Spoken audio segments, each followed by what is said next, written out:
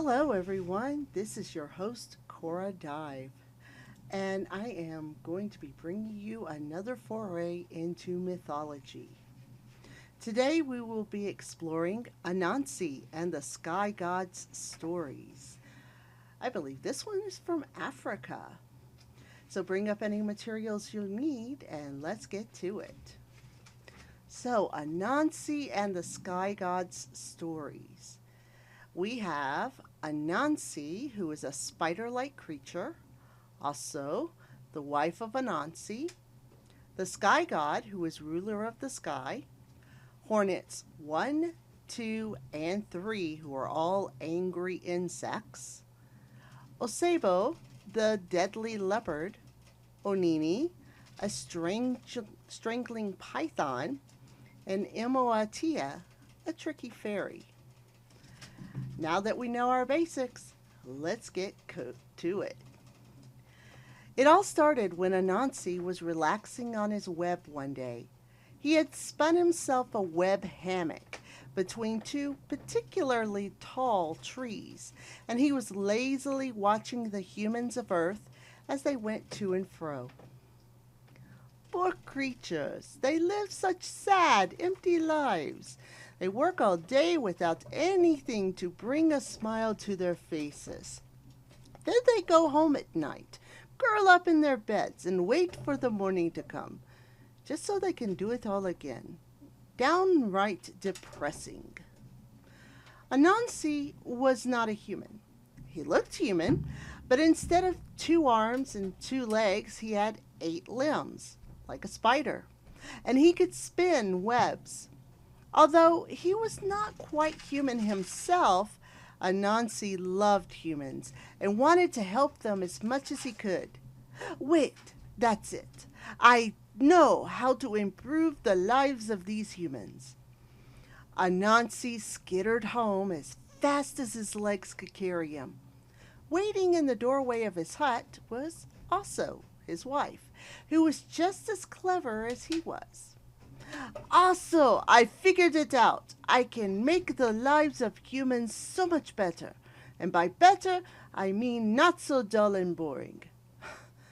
My life is never dull and boring. I have you bringing all types of trouble into it. You know how I can use my webs to go between this world and the palace of Nayami, the sky god above. Makes me dizzy just thinking about it. Anyway, last time I was there, the palace was simply overflowing with stories. What are stories? Oh, they are the greatest things. Whenever you hear one of them, you forget all about your troubles. And the sky god owns all the stories ever told, enough to tell for 1,000 years. If humans had these stories, their lives would be so much better. But you said all the stories belong to the sky god. Yes, but he has so many. Mounds and mounds of stories. It wouldn't hurt him to share some of them with humans. Anansi, your heart is good, but your head is soft. Don't you know that the sky god does not like to share? He would never give up his stories, especially not for a bunch of earth dwellers like us. Oh, he would if I asked him to. I'm his favorite. Dear, you're not as charming as you think you are. Fine, just watch. I'll go to the sky god right now. I bet I come back with armloads of stories. Sounds good, dear. Be home in time for supper. I'll show her. Storming out from his hut, Anansi began to fling his webbing high into the sky. Anansi spun a ladder that reached all the way to the heavens. Any human would have become dizzy and fallen, but not Anansi. Soon he reached the threshold of the sky god's palace, a vast hall made from billowy clouds. Anansi strolled boldly into its airy halls and found the sky god seated upon his shimmering throne. All around the palace, heaps and heaps of stories were piled upon one another. Ah, Your Majesty, it is I, your favorite earth dweller, Anansi. The sky god stared down at Anansi, unimpressed. Well, if it isn't the amazing Spider Man, what are you doing here, Anansi? Oh, mighty sky god, I just come to shoot the breeze. Get it? Shoot the breeze? With the sky god. Mm-hmm. I know you're here because you want something. What is it?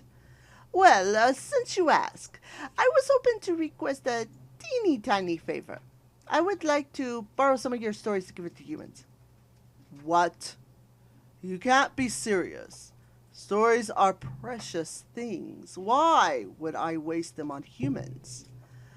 Well, for starters, they practically worship you. Don't you owe them something? They have their sad little lives that are filled with toil. Can't you spare them a bit of wonder? The sky god stared at Anansi, his brow furrowed. Listen to me, Spider. I will give up none of my stories. No. Okay, then. I guess my wife was right. Your wife? What has she to do with this?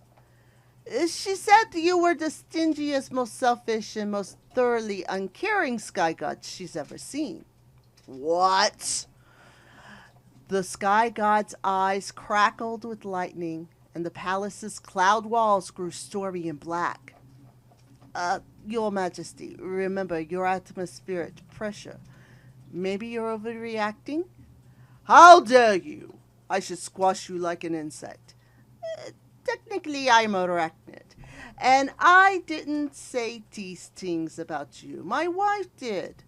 But you really could make her eat her words by giving me some of your stories. Prove how kind you really are. With a whoosh, the sky god's rage blew over. I see what your game is.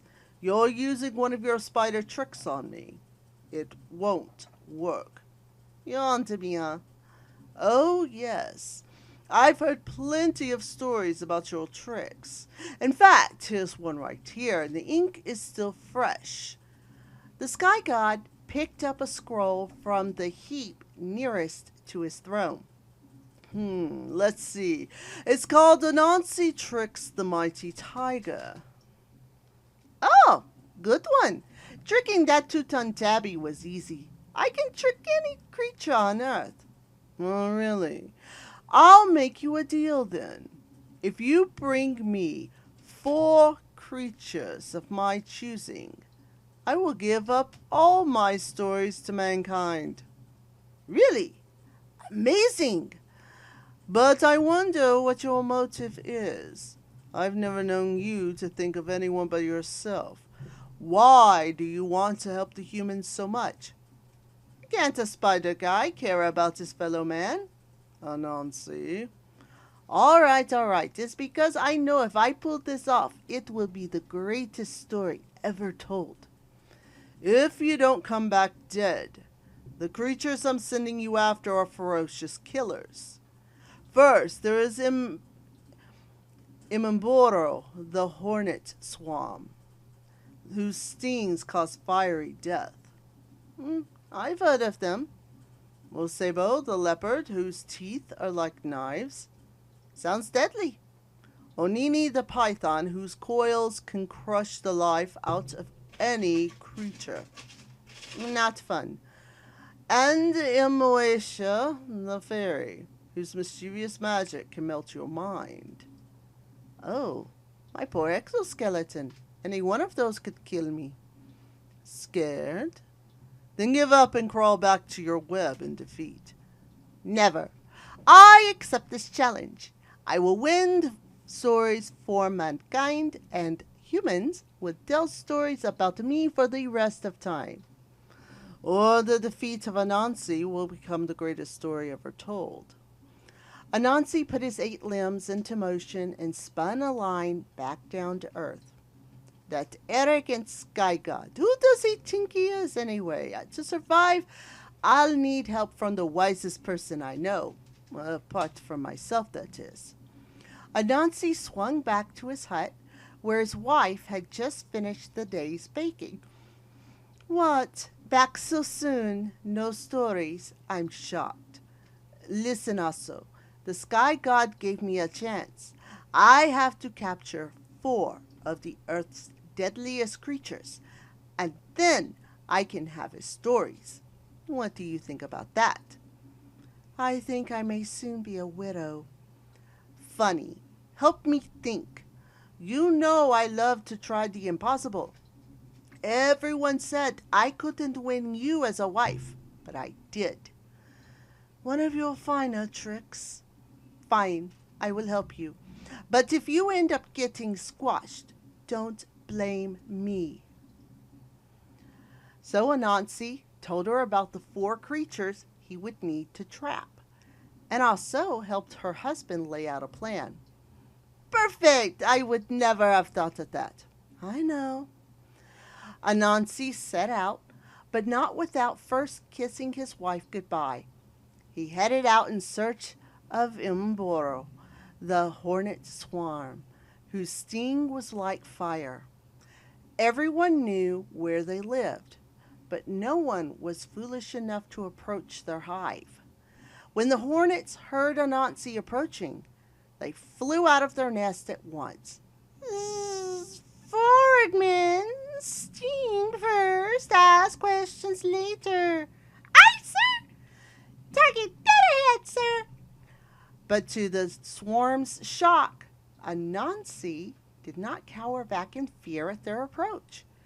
He greeted them nonchalantly, holding a broad leaf over his head. Hello there, brother hornets. Can you believe this rain? The hornet swarm drew up at once. Rain? What rain? We hate rain. In another hand, Anansi held a calabash gourd filled with water, and he began to pour the water over the leaf. Rain! See, you better go get inside soon. It is rain! Anchor building! Rain makes us mad as a hornet! Anansi swirled the now empty gourd into their view. Why don't you all fly in here? It will keep you safe. Sounds good to me. Grand idea! Thank you, non-suspicious stranger. So the deadly swarm of hornets crowded into the opening of the hollow gourd, which Anansi promptly plugged. He shook the gourd and giggled to himself. Wait, did he just trick us? I think he did. Cursed our tiny insect brains. We'll get you for this, Anansi. Put the cork in it. Wait, I already did. Stupid hornets. Give the sky god my compliments.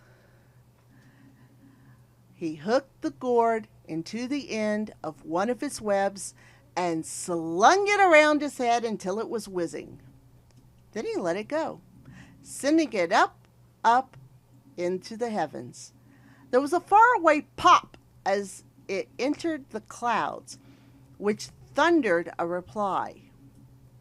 1 task down, 3 ahead. Watch out, Anansi, or you'll end up dead. 1 down, 3 to go. From there, Anansi headed into the forest, the hunting grounds of Osebo, the leopard with teeth like knives. Teeth like knives, huh? I'd prefer teeth like spoons. Osebo is so stealthy. He can walk through the grass without even rustling it. But he's also not very observant. I hope Aso's plan works, or I'll be cat food. Anansi dug a pit in the middle of the forest in a spot he knew Osebo was sure to pass. Then he covered up the hole with leaves and sticks. Anansi plopped his abdomen down on the far side of the pit and began to moan loudly. Oh my! Lost in the forest again! Poor little me, so fat and juicy!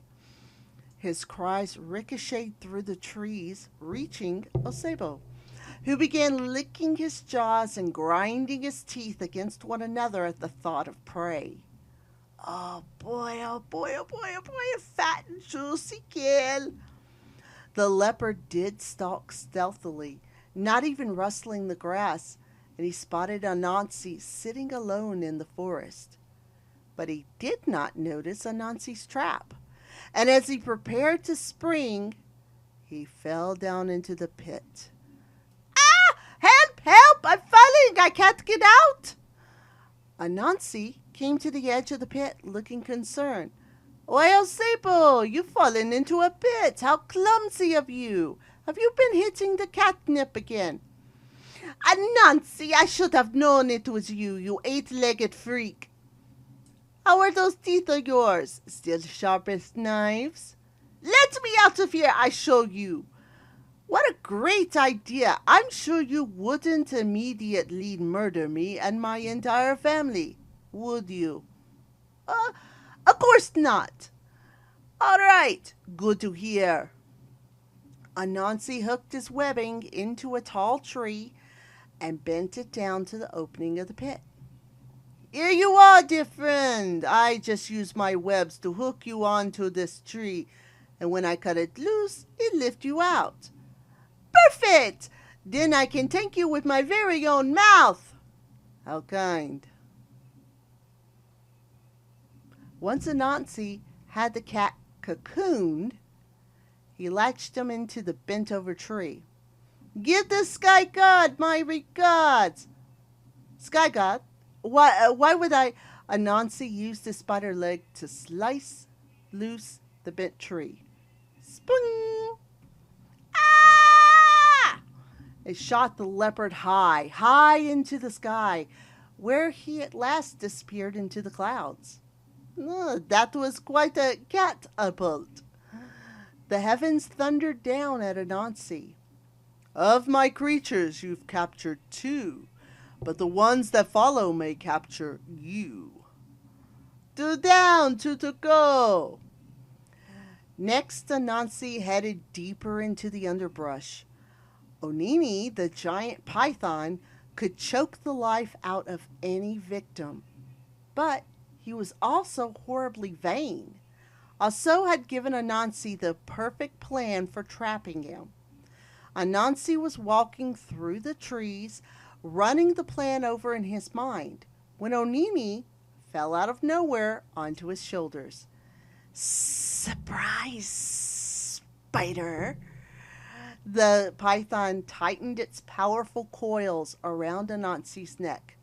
Onini, old friend, I am glad to see you. I was hoping you might settle a bet my wife and I were having.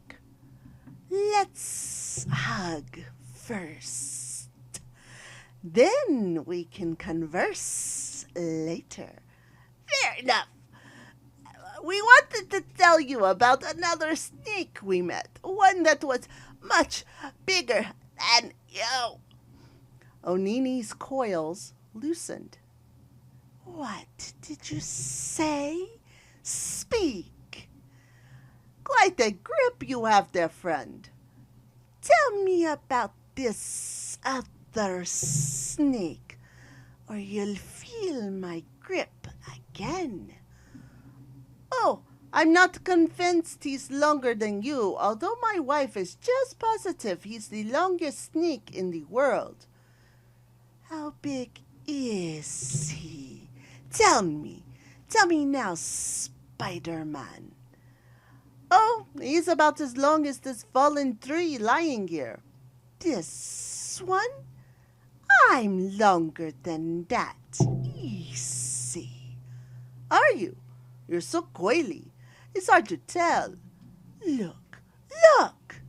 Onini twisted around the fallen tree, but he could not make himself completely straight. Oh, you're definitely close. Let's see. You keep coiling up at the ends. Why don't I tie you to it? That way we can know for sure. Ingenious. So the mighty python allowed Anansi to tie him to the tree.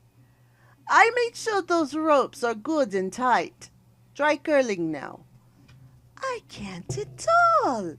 Now, say it. I'm the biggest. Oh, you are. And also the dumbest. What? Thank you, my friend, for allowing me to tie you. Now, it will be no problem transporting you to the Sky God's palace. So, Andy, snake on a stick.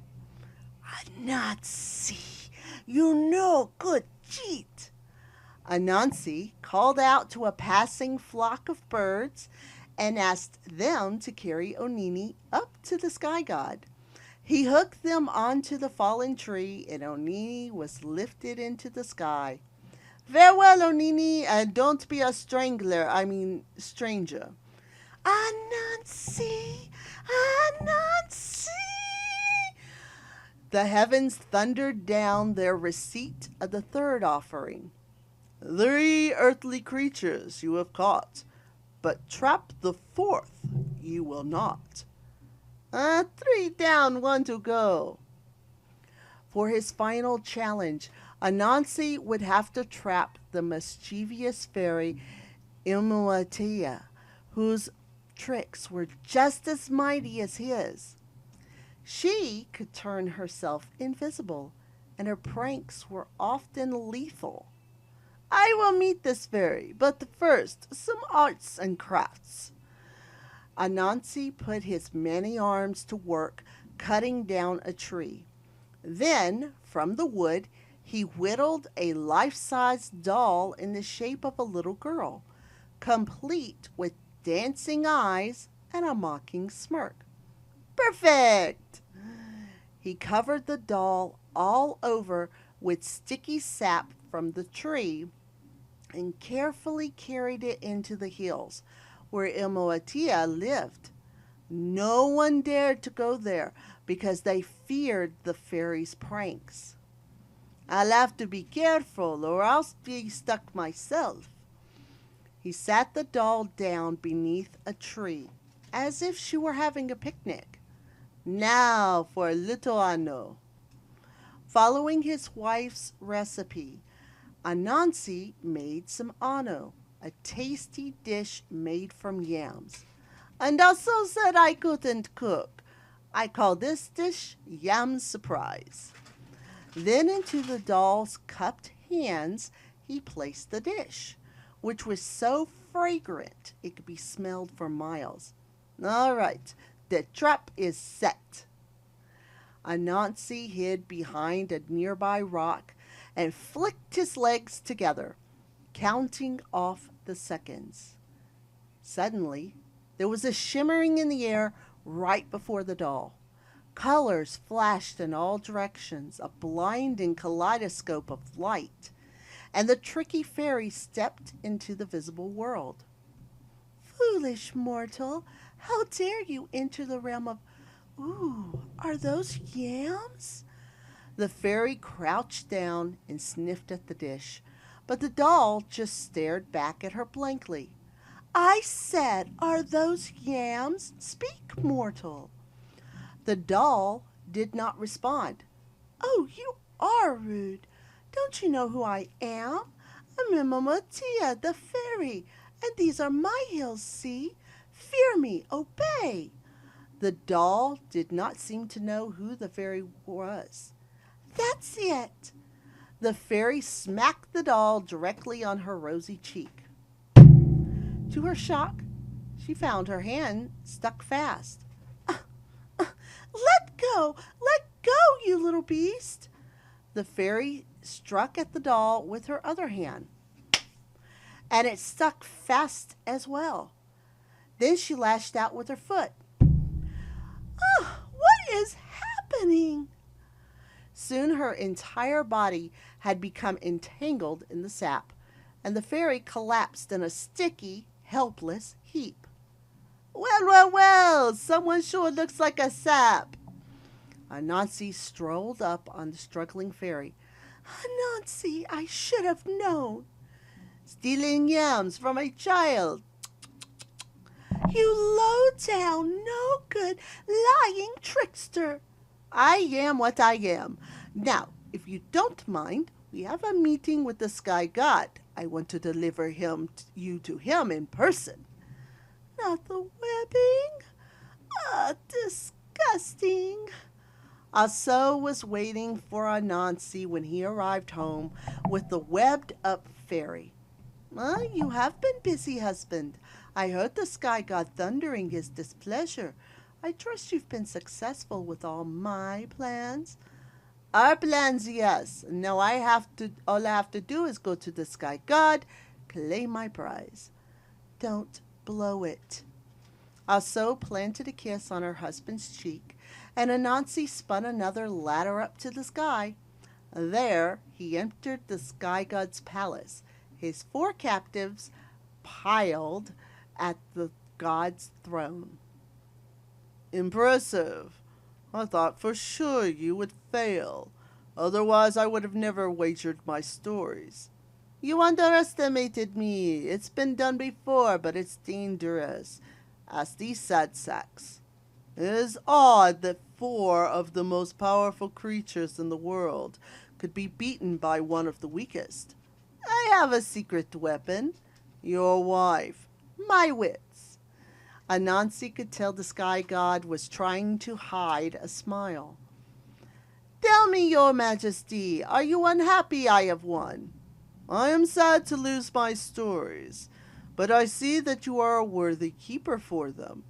Go, Anansi, take my stories to Earth, but from now on they will be called spider stories in your honor.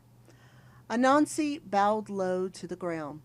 Thank you, my lord. I can think of no greater gift than that. And it all came true, just as the sky god had said. To this day, it is hard to experience the joy of a story without thinking of Anansi and the great gift he gave all of us who dwell on earth. This is the end of Anansi and the sky god's stories. So what did you think of his wife's plans? And did his wife execute them well? So, next time we will read another foray into mythology. This is your host, Cora Dive, signing off.